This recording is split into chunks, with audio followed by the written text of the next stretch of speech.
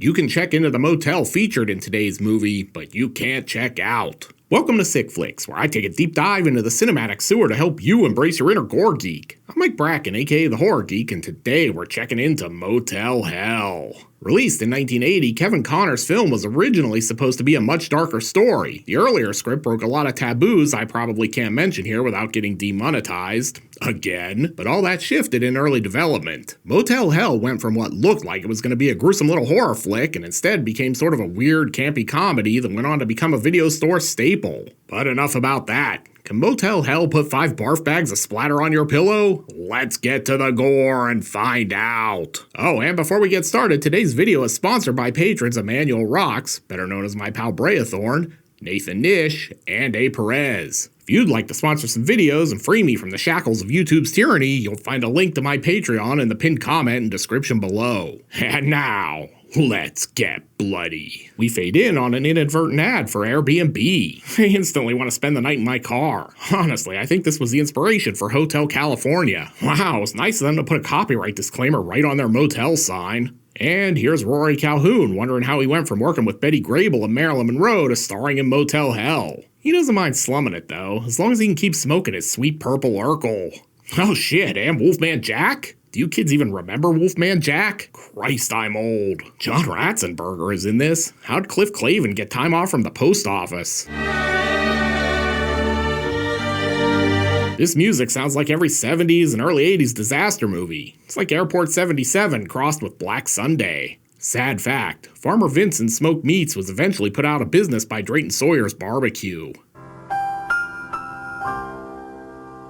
Be very quiet, I'm hunting wascally wabbits. Meanwhile, in a biker movie, budget Josh Brolin and not Linda Evans are out for a midnight ride. I'm glad they've already got their dive goggles on. Apparently, Rory Calhoun has a biker trap set up on this stretch of road. Whew, cut me a couple of live ones. Then he loads them into the truck and takes them back to the motel. He's really hauling ass here, literally and figuratively. And say what you will, but I've never been carried to my room in a Holiday Inn Express. That's service right there. Later that day, Rory introduces some customers to his tube steak. Hell yeah. No, not like that, you pervs. I mean, he's giving them some beef jerky. No chemicals or preservatives. And you get all this for just $2.95. Only $2.95? I figured he'd charge an arm and a leg for that. Meanwhile, at the slaughter pen, the Grady twins do a little snooping. Let's hope they don't pig out in here. Before things get too boring, they find a jump scare. The kids are freaked out, but Rory knows just how to calm them down.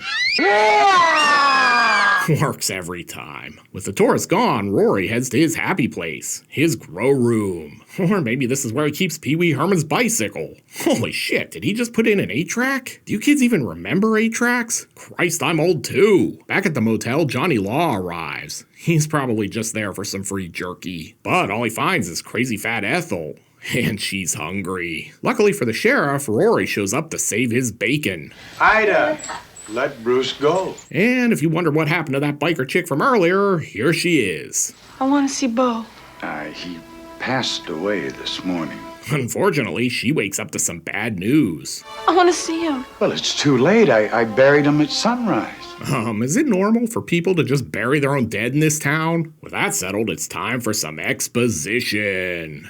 Terry, this is my kid brother, Sheriff Smith of Grainville. See, I was out hunting very early this morning, and I heard this crash, and... Christ, let's hope this movie doesn't recap itself every 15 minutes. They then head out to the cemetery. Wow, he really did bury him. And he spared no expense on the grave marker. Then we jump back to the farm, where these guys are hogging up all the screen time. Later that night, Biker Lady says what we're all thinking. I'm so confused. I don't even know what I'm doing here. Sounds like she wants this movie to go ahead and get started already. Rory gives her some of that old-time religion, and I guess head injuries make you very impressionable.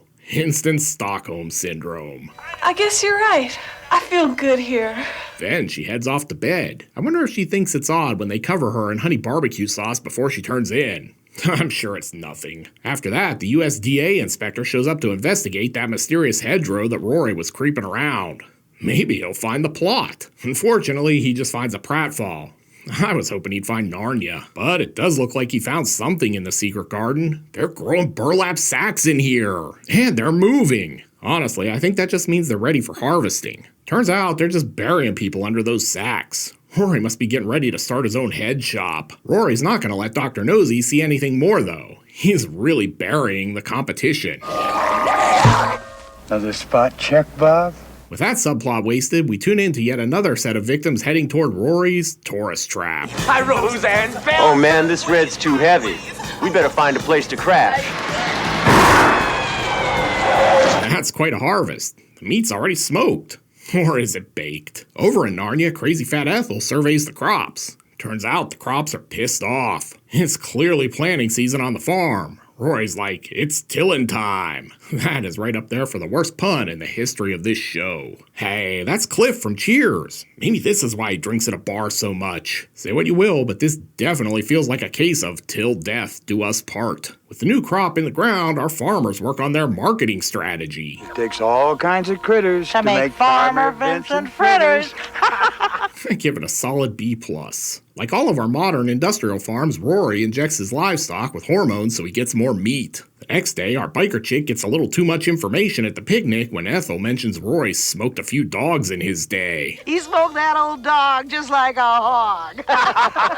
And it's time for more marketing and branding ideas. Meat's meat and man's gotta eat. Ethel's about to share the secret recipe, but Rory gives her gut a serving of pimp hand.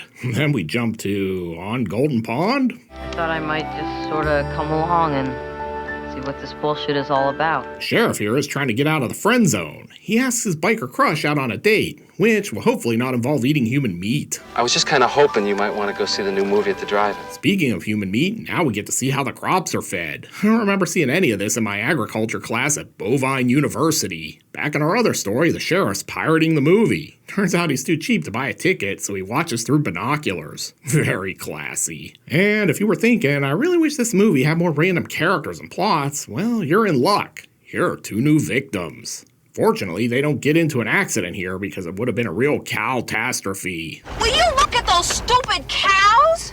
I don't believe this. Rory takes out the first girl while modeling his My Bloody Valentine cosplay. Looks great, but the other one gets away. Back at the drive-in, the sheriff tries to slide into first base, but he gets shut down. Meanwhile, Rory's working on his low-budget remake of Spielberg's Duel. Deputy Doofus is in hot pursuit, but he doesn't get far before he puts his car into a mud puddle. Man, this movie's really getting bogged down. Once the new victims are planted, even more victims arrive at the motel. How is this place still getting good Yelp reviews? Also, is it a good marketing strategy to eat your best customers? Come on inside, I'll fix you up. I think that means he'll fix them up as a midnight snack. While our 2 lovebirds try to book a room, the sheriff plot rejoins the main plot already in progress. I don't even know what the point of this next scene is. Budget Sybil Danning is basically auditioning for Chained Heat while Wolfman Jack is on the TV. This might be the most 80s scene in history. Also, why does this scene feel like it should have Muppets in it? Let's get greasy.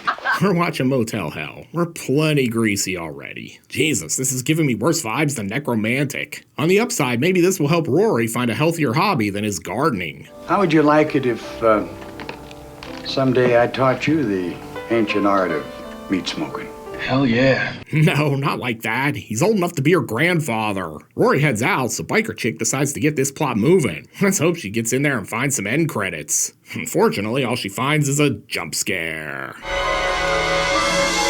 What are you doing in here? Then the movie just basically says, fuck it, let's go tubing. I'm glad Motel Hell is so respectful of my time. This party is interrupted when Ethel decides it's time to teach Terry how to drown. Yeah, she was jealous that Rory wanted to share a secret recipe. But just as she's about to go under for good, Rory comes along to save the day. And now we're back to the first act. And she must be into the whole May December thing because she's ready to Rory his Calhoun. But Rory's saving himself for marriage. We should be married first. Now he needs a reverend to conduct the ceremony, so he puts on his best overalls and goes to see Wolfman Jack. But before he can perform the ceremony, he needs to study up on the Book of Hustler. Oh, glory. The Gospel of Larry Flint is sacred, apparently. Sheriff Budget James Spader rushes off to stop the nuptials by whining at her.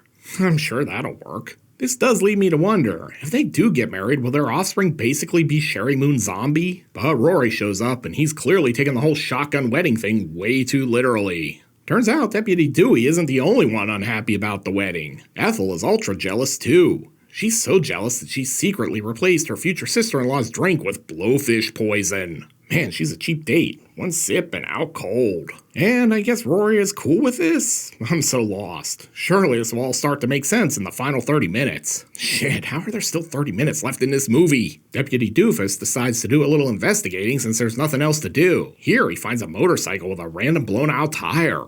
I can't handle this level of excitement. Meanwhile, Rory and Ethel are prepping meat for the reception. Pork with a side of Cliff Clavin. I don't think this is how microwaves work. Man, these Heaven's Gate videos have gotten really weird. Each word I say will take you farther into a radical hypno-high. With the livestock thoroughly hypnotized, it's time for some slaughter. Okay, so maybe this wasn't a Cheers prequel. I mean, Cliff looks pretty dead. And I guess this is how DoorDash delivers if you're a cannibal living in the sticks. While Rory and Ethel get to work on cooking dinner, the secret garden is getting as restless as this movie's audience. I'm a big fan of the whole from the farm to your table thing, but this seems ridiculous. Oh hey, remember the biker from the opening scenes? Yeah, he's still in this movie. Even the sheriff is getting proactive. Don't look now, but something might finally happen in this movie. While Deputy Doofus is busy recapping the script, Ethel hears their plan, and then she attacks. And takes Terry hostage.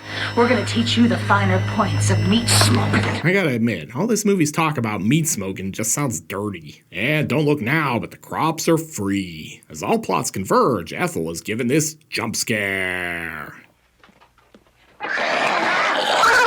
She does her best to fight them off, but dying is probably a better option than hanging around for the rest of this movie. Back in the slaughterhouse, Rory reveals his company is 100% environmentally friendly. There's too many people in the world, not enough food. Now, this takes care of both problems at the same time. Terry is not won over by his ideals, though, so Rory has to gas her like she's Dennis Hopper in Blue Velvet. With Terry down for the count, her ex-boyfriend drops in to rescue her. Rory's been waiting to whoop some ass this whole movie, though. And I guess that'll do it for that subplot. Basically, this just clears the way for the real hero of our movie, Deputy Unwanted Advances, to finally show up.